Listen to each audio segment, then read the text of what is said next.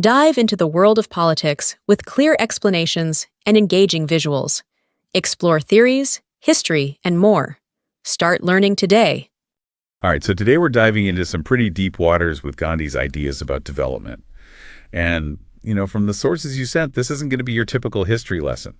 Yeah, Gandhi really flips the script on how we think about progress. I mean, we're hardwired to think bigger, faster, more stuff equals a better world. But Gandhi throws a real wrench in that machine. Right. It's like he looked at that whole climb the ladder of economic growth thing and said, wrong ladder, folks. It was all about moral and spiritual growth. Absolutely. In fact, one of the articles even calls it a critical appraisal, which, to be honest, sounds a bit intimidating at first. A little bit. But once you dig in, it really makes you question everything you thought you knew about what it means for a society to actually thrive. Totally. And the other article frames it as alternative development, which I think is the perfect way to put it. Because Gandhi wasn't just critiquing the West, he was presenting a whole different model. See, now that's a historical debate I would love to have witnessed. But, okay, before we get to the critiques, let's unpack Gandhi's unique definition of progress. Well, he definitely wasn't subtle about it. One quote that really stuck with me was, "Economic progress without the progress of the soul," he said, "is no progress at all but retrogression." Retrogression. Wow.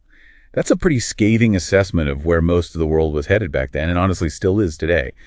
But did you really think you could actually prioritize morality in the real world? Especially when we're talking about lifting a nation out of poverty? Well, that's a question that even people close to him struggled with. The articles mention how Nehru, while deeply respecting Gandhi, saw his approach as a little out of touch with the practical realities of building a newly independent India. The classic idealist versus the pragmatist. And I think that's what makes this whole deep dive so interesting. It's not just about understanding Gandhi's ideas in a vacuum. It's about seeing how they clashed with other perspectives and how they might still be relevant in the world today. Absolutely. And that tension becomes even more apparent when you look at his views on modern civilization itself. He definitely was not afraid to call it like he saw it. Oh, absolutely. This is the man who compared the British Parliament to a sterile woman. And that was just him getting warmed up. Let's just say he was not shy about pointing out what he saw as the downsides of progress, especially when it came to technology. You know that quote about Parliament, while definitely provocative, gets right to the heart of his critique? He really saw Western civilization and its obsession with industrialization as inherently exploitative. So it wasn't just about rejecting fancy gadgets for him. It was about the whole system that produced them. Exactly. Yeah. One of the articles pointed out this fascinating thing about Gandhi's thinking on technology. It wasn't that he thought all technology was bad. It was that he was very concerned about how it could be used to create inequalities and fuel this kind of insatiable greed that went against everything he stood for. And we can't forget his experiences with British colonialism definitely shaped his views on all this. Seeing how it could be used to exploit entire populations probably didn't make him eager to replicate that model in India. You're absolutely right. He saw firsthand the dark side of what everyone considered progress. How it often came at the expense of traditional ways of life, the environment, and even what he called the soul of a nation. And this is where I think things get really interesting with Gandhi. He's not just critiquing, he's actually starting to lay out his alternative vision. Yeah, so it's like he's dismantled the whole modern development playbook. What does he replace it with? Well, in a nutshell, he's talking about rebuilding from the ground up with this emphasis on self-reliance, local economies, and a totally different way of thinking about wealth and its purpose. Okay, so a complete 180 from the whole industrialization frenzy happening elsewhere. So where does this Gandhian rebuild even begin? It all starts with this idea of Swadeshi. It's this concept of self-sufficiency, but it's about way more than just economics. Right, it's deeper than that. Yeah, it's about a nation reclaiming its own destiny, its own identity, its own soul even. So not just swapping out your British-made clothes for Indian-made ones, but like a whole reevaluation of what it means to be Indian in this post-colonial world. Exactly. So how did that actually play out in real life? Well, we can't talk about Swadeshi without talking about khadi, the homespun cloth that became like the symbol of the movement. Khadi. Yeah. Right. I actually saw this whole exhibit on it a while back. It went from this kind of niche product to this huge movement that even caught on internationally. And that's what's so brilliant about Gandhi. He could take these really complex philosophical ideas and turn them into something concrete, something people could connect with. Yeah, he understood the power of a good symbol. Absolutely. Spinning your own clothes is this act of defiance against the whole empire. Exactly. And it wasn't just symbolic either, right? I mean, it provided a source of income for tons of Indians, especially women. Totally. The articles talk about how, yeah, maybe the Khadi movement wasn't this massive economic game changer, but it did offer a real alternative to that whole exploitative factory system. And it resonated with people because it wasn't just about economics. It was about dignity, self-respect, community. Precisely. Okay, so we've got this focus on local production, self-reliance. What about the bigger picture, though? How did Gandhi see the role of wealth and resources fitting into all of this? That's where his theory of trusteeship comes in. It's probably one of his most debated ideas. Trusteeship. Yeah. That's the one that even some Gandhi fans are kind of like, I don't know about that one. Explain it to me like I'm back in history class. But maybe a little more engaging than Mr. Jones ever was. Okay, so imagine this. Instead of abolishing wealth altogether, Gandhi is asking the wealthy to see their riches as something that's entrusted to them, not for their own personal gain, but for the benefit of society. So almost like a Robin Hood situation. But instead of stealing from the rich, he's asking them to voluntarily become philanthropists. In a way, yeah. He truly believed that the wealthy had this moral obligation to use their resources to help those less fortunate. It was a radical idea about the relationship between capital and society. I can see how that would ruffle some feathers, both with the hardcore capitalists and the revolutionary socialists. Was it even remotely realistic, though, to expect the wealthy to just give up their fortunes? Well, that's the million-dollar question, isn't it?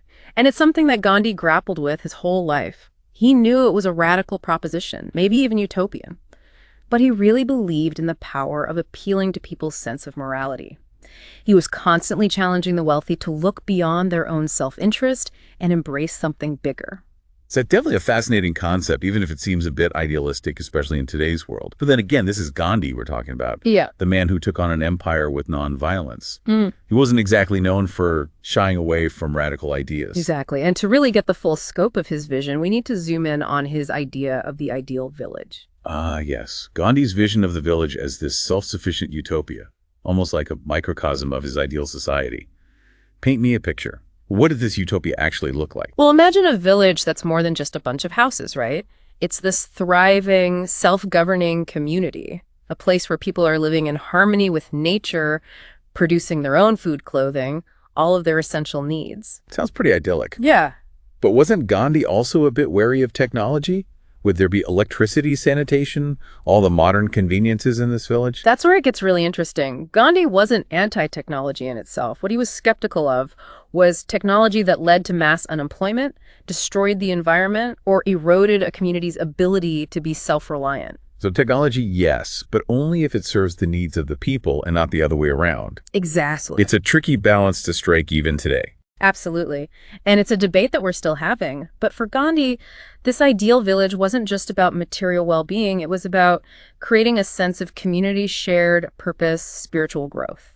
He saw it as this model for a more just and equal society. And at the heart of this village, you have the Panchayat, this ancient system of local governance that he wanted to revitalize. It's like town hall meetings, but with way more history behind them. Exactly. Gandhi truly believed that real democracy had to start at the grassroots level, with everyday people having a direct say in how their communities are run.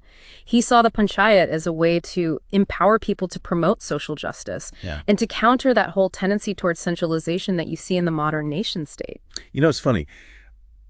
Every time I think I'm starting to wrap my head around Gandhi's philosophy, I stumble upon this whole other layer of complexity. And I think that's especially true when you look at the reactions to his ideas, the critiques. Absolutely. Things get even more fascinating. Yeah, because, his ideas, his vision for development sparked some pretty heated debates, even among people who totally agreed with his goals for a free India. Right, like his whole back and forth with Nehru about the path India should take. It's like watching history's most polite showdown. Totally. And it's easy to get caught up in that debate, but we also have to remember the critiques that came from what those articles called the subaltern perspective. Right. Yeah, the voices of the people who are often marginalized in Indian society. Yeah. Like the Dalits, the Adivasis. Exactly. And that's where things get really interesting, because while a lot of people saw Gandhi as this champion of the downtrodden, some, especially intellectuals like Ambedkar, had a much more complicated view. Yeah, Ambedkar was really critical of how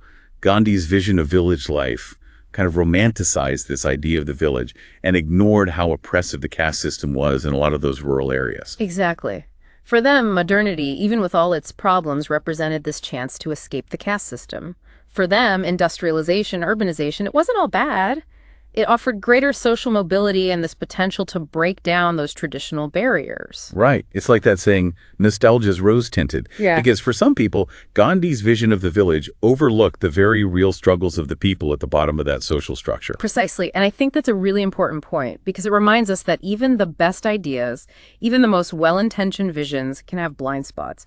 If we're really talking about progress, we have to listen to the people who are most affected by our choices. Which brings us to, I think, the big question. The one that's been hanging over this entire conversation. Yeah. What is Gandhi's lasting impact? Can his ideas about morality, about spirituality, about localism, do they have any relevance in our world today? I mean, it's a world that's so globalized, so interconnected. It's a question that people are still debating. And it's a good question because Gandhi's vision, this idea of a decentralized, morally grounded society, it can seem pretty far removed from the world we live in today. Yeah, it's like he's almost swimming upstream. Right. But maybe that's the point, right? Maybe we need someone to challenge those assumptions about what progress means. Exactly. And that's why I think Gandhi is still relevant today, because he forces us to ask those hard questions about what we're actually doing with our lives, with our societies. Yeah, he reminds us that it's not just about building bigger cities or making more money, but about thinking about the soul of a nation, about taking care of the planet, about making sure progress actually includes everyone. Absolutely. And even if his ideas seem a little too idealistic at times, they offer a really powerful alternative to the way we think about development today. He's talking about compassion cooperation, a deep respect for the natural world, for humanity. It's definitely a message that resonates, especially today, as we're dealing with climate change, with inequality, with even the unintended consequences of things like artificial intelligence. Right.